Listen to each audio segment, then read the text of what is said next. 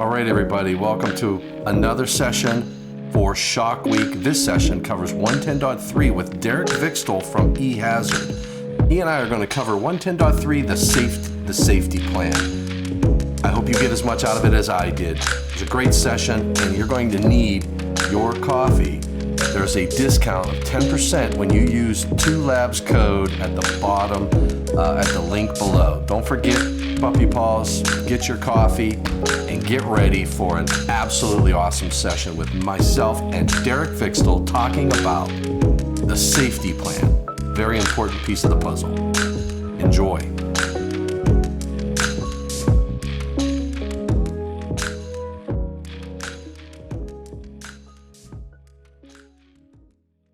Here with Derek Vigstol. This is my first victim in the Domitrovich studio. So you are actually in the lab. I feel honored, but I prefer the term guest. just say it. Just saying.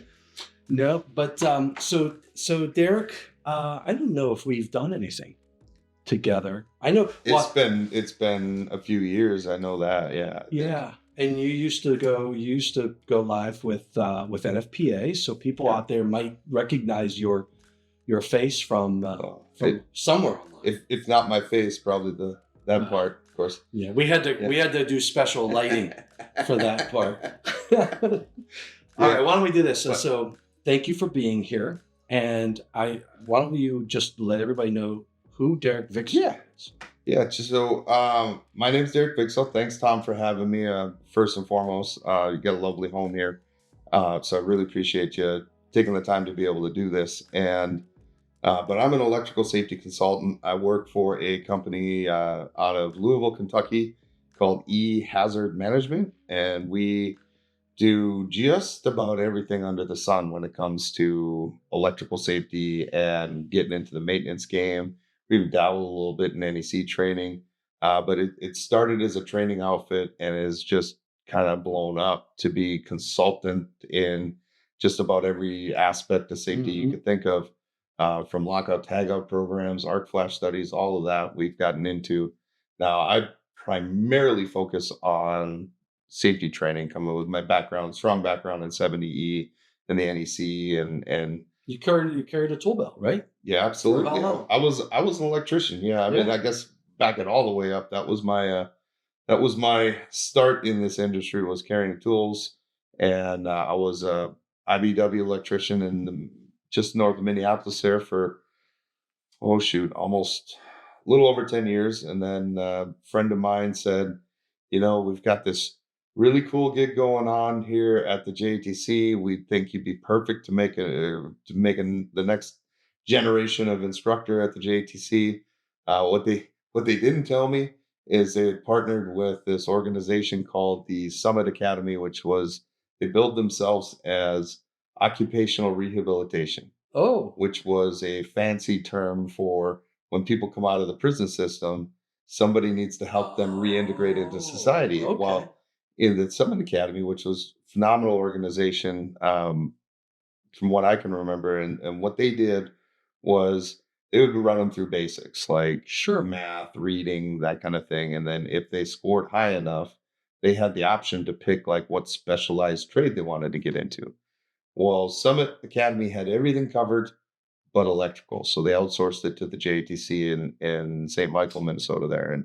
And they kind of was like, well, this takes a special breed of person to get up in front of the class and do it. And I don't know why they had me in mind for it, but I'm glad they did. I'm glad because that really launched everything that I've gotten into now. And from there, I mean, I went on to get into I played that trivia game with the NEC. Oh, that's right. That was when. Okay, wait. That was it. Was that at an annual meeting? No, that was at NTI. Oh, at NTI. Yeah, I did it at the trade show at NTI.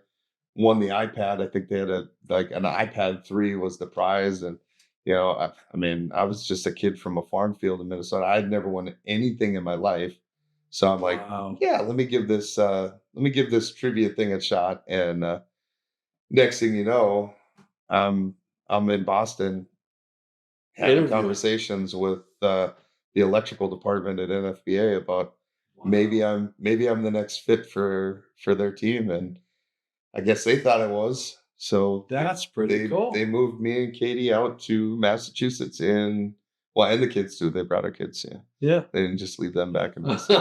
How many kids you have? Two. Two kids. Dylan is 20, learning life on his own now. Wow. Moved out right before Christmas, and then Kendra, she's the baby. She's 16. She is keeping us busy with competitive cheerleading, which actually by the time this airs, um, she will hopefully be the next. She'll be back to back national champions. No And, kidding. yeah, we have our end of the year championships coming up here in a couple weeks. That's pretty cool. So she's got us busy, traveling all over, doing that kind of stuff. But That's good. That's good.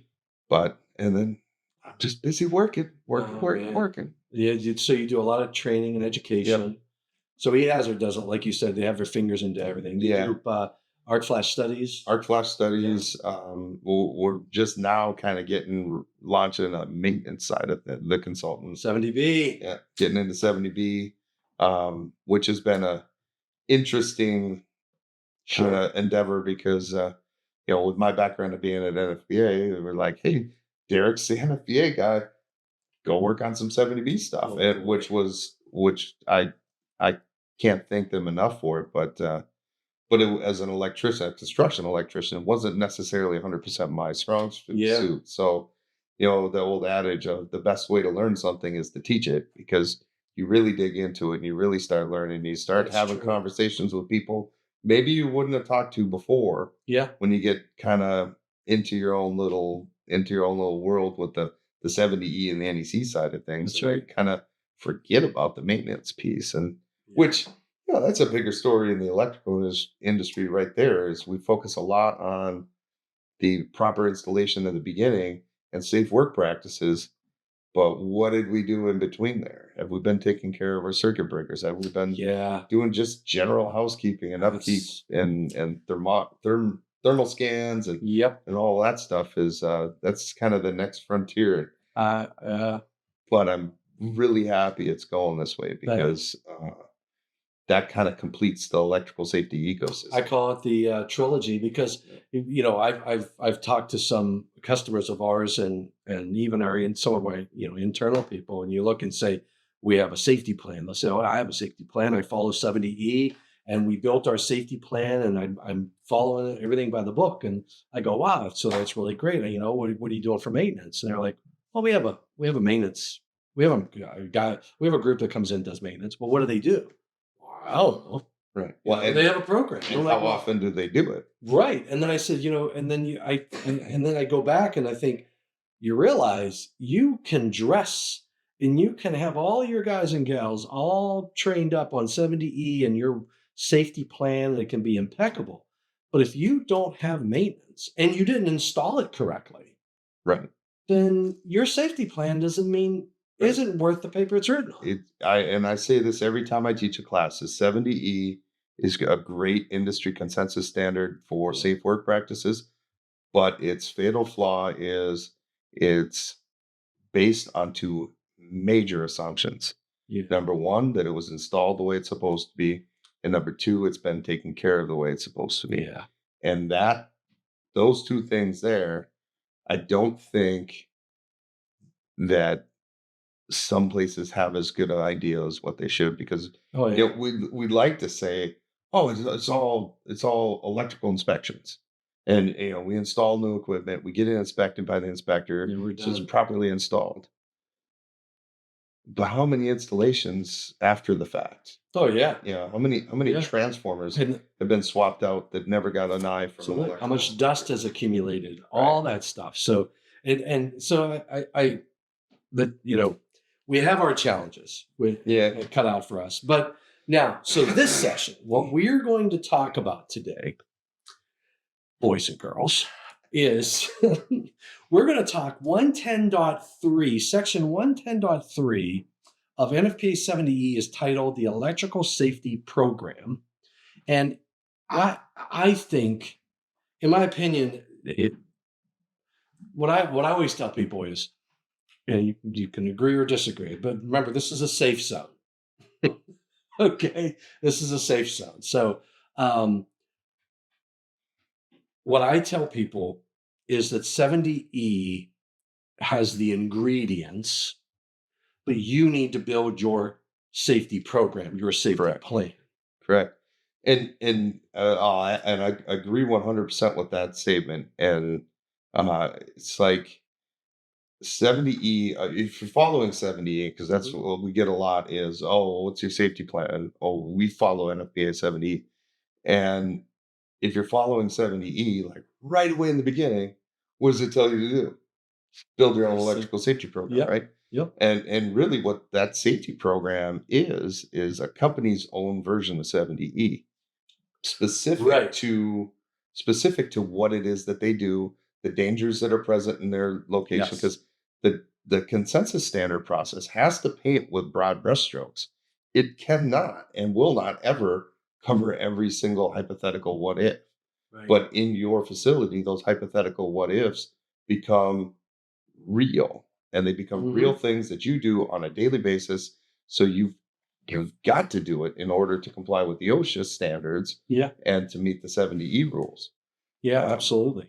So you have Article 100 is your definitions. 105 is your application of safety related work practices and procedures. And if I'm not mistaken, 105 is like 5 sections where you get your scope, your purpose, responsibility, and organization. But it is the most important section to what we're talking about right now, because 105.3 says it's the employer's responsibility to build this electrical safety program. Which is when you look at 110.3, so 110.3, electrical safety program, A is general. The general requirements tell you the employer shall implement and document an overall electrical safety program. And if you go back to 105.3, the responsibility is on the shoulder of the employer. Correct. Now, when I think of employer, there's a few different. If I let's say that my house, I'm going to hire an electrician. Right. Okay. Now if Bobby Joe was an employee, or no, let's say I'm the employee and Bobby Joe's. I was going to say that's probably more realistic. Probably more realistic. Yeah. And let's say it would be her responsibility for this business, this house. She should build a safety plan to tell her employees, here's what you can and what you should do. Here's how we function and operate, right? Right. And follow the rules. Now, if she hires an electrician, and the electrician, say she hires, Timbuk 3 Electric. Timbuk 3 Electric comes in. Timbuk 3 Electric has an owner. That owner is going to have a safety plan for their workers. Correct. Now, when that worker comes into this environment, technically, they should have an understanding of what their safety plans are to make sure that they don't conflict with each other. Right. Well, and this is why 70 talks about having an element in your safety program that defines what that communication is going to look like between what you just defined very beautifully as a host employer and a contract employer sort of relationship. And how do you take, okay, this safety program over here that's keeping my electricians safe with the safety program that's built over here for kind of the maintenance and the general running the show kind of thing. Right. How do those play nice together in the sandbox?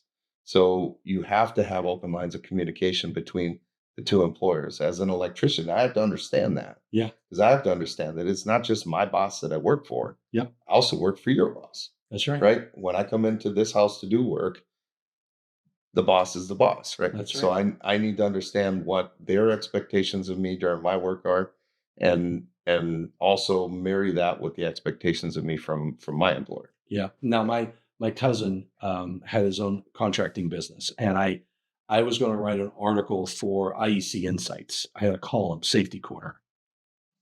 So I sent him an email. I said, Anthony, I said, what can you tell me about your safety plan, your safety program? And his email back to me, he says, Tom, he says, if you don't have a safety program, you're flying by the seat of your pants. And that was my opening sentence for the article. Now, as I talked to him, he and I had a conversation about the safety program. And he said, look, he goes, a major customer of his, very large corporation. And if I said the name, everybody would know. He was going to go to that site to do work. Right. So he goes for the first meeting with the possible customer, and he brings with him his safety plan. He said he sat down at the table. He says, before we get too far along, I need you to review our safety plan. This is what we will do, and this is what we won't do. Right. And this is how we function and operate. If that's not acceptable, then we need to stop conversations, because this is our showstopper. Right. Okay. So he says that two people got up from the table and they left. They came back about 5 minutes later, and they had their safety plan, and their dialogue around doing business together was around the safety plan. Wow. And they got that account, and it was built on the safety plans. So that's how it's supposed to work. Yes, that's not how it goes. But that is so far from reality yet. Yeah. I mean, and we're pounding the pavement every day that we're out there trying to get people to understand exactly the importance of this. And I can't tell you how many times I've gone into a place, whether it's a manufacturing facility or an electrical contractor or fill in the blank. Mm-hmm. Even some really big ones, like also these multinational companies that if I said the name, they're instantly recognizable when you go in Sure. there, and their response is, well, our safety program is we follow 70E. Yeah, that's tough. And that I that's like a red flag in my head. It's like, you don't understand 70E. If you're saying my safety plan is 70E, Right. you're just not you're not doing it. Well, and then as soon as I get into the details of my program, the training program, Yeah. you find out they're not. Yeah. You hear things, and it's always interesting, especially when I have a class full of their kind of frontline workers with the maintenance crew, and you start finding out some of the things that the maintenance crew does, and it usually comes around in little spurts when I make a statement. Well, this is what 70E states, and they fire back saying, "No, we do that all the time. Yeah. 70E doesn't tell us. We follow 70E, but there's no way that 70E is telling us that we can't do that." I'm like, Here it is. well, let's pull up the page. Yep. Let's look at what it says on writing, and you tell me how you can come to any other different conclusion. Yeah. So what they're doing is they're saying for face value, Mm-hmm. we follow 70E because it sounds good. But then when rubber meets the road, Find out. there's still some really big gaps. Yeah. So one of the things that I always try and talk about when it comes to the electrical safety program is a lot of people view it as just this document, right? Mm-hmm. But it's so much bigger than the document. Yes, there's a piece of paper or several pieces of paper we put together that we call an ESP or Yeah. electrical safety program, but it's bigger than that. It's a culture. It's a way of doing everything we do throughout the day Absolutely. that we have to foster. And there's more that go in. There's some things in an ESP that you just simply can't write down on paper because they have no Yeah. value on the paper.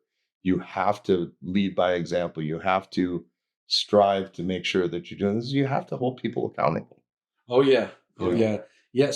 So it says that the employer's responsibility in 105.3, Yep. the employer's responsibility is to establish and document and implement the safety-related work policies and practices and procedures that are required by the standard, and then provide employees with training. So that's critical. Then there's an employee responsibility that the employee has to comply with the Right. safety-related work practices and procedures provided by the employer. You would think, well, why did you even have to put that in writing? But I get it, right? I get Well, it. and I think there's a big power in that section, especially when you go through all the stuff that goes into an electrical safety program, Mhm. and you show it, especially to the frontline workers, and you say, "Look at all this stuff your boss has to do," Yeah. Yeah. Oh, yeah. and it Yeah. said, "You got one job, One and you have job. to follow those rules. That's Yeah. it. That's it. That's it in any siege."